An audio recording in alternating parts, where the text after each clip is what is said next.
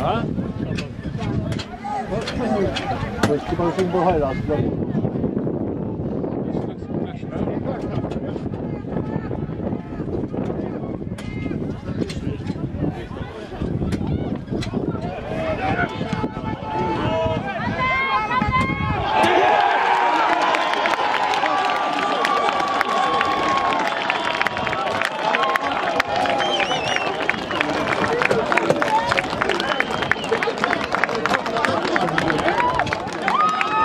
Så var støvan 8-0 til Løye.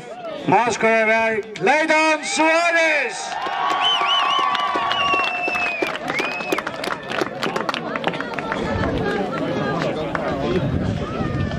Jag tror det är han först.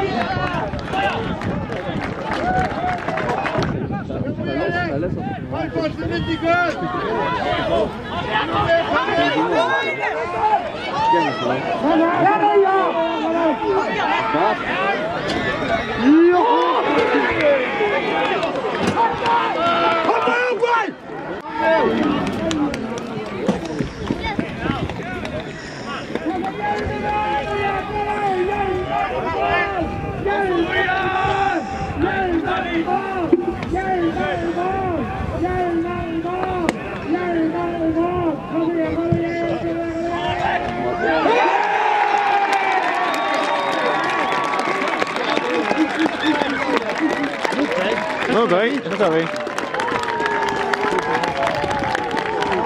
Så var støvan 2-0 til Løye. Målskårer var Jan Ellingsgaard.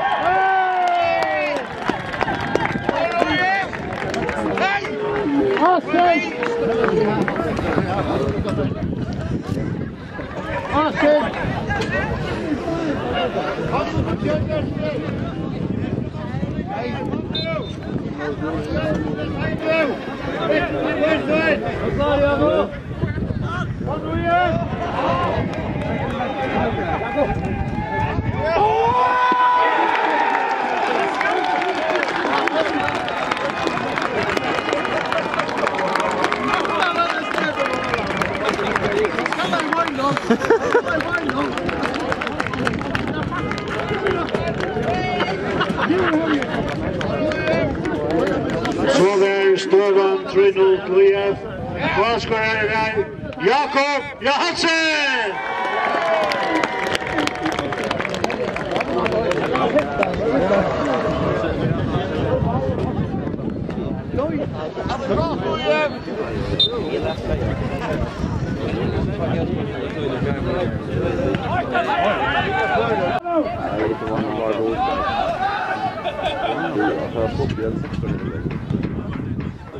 Yes, come on!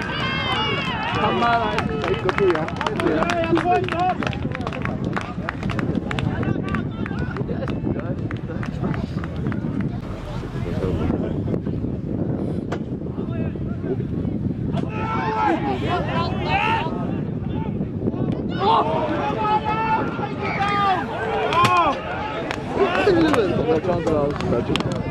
Klockan.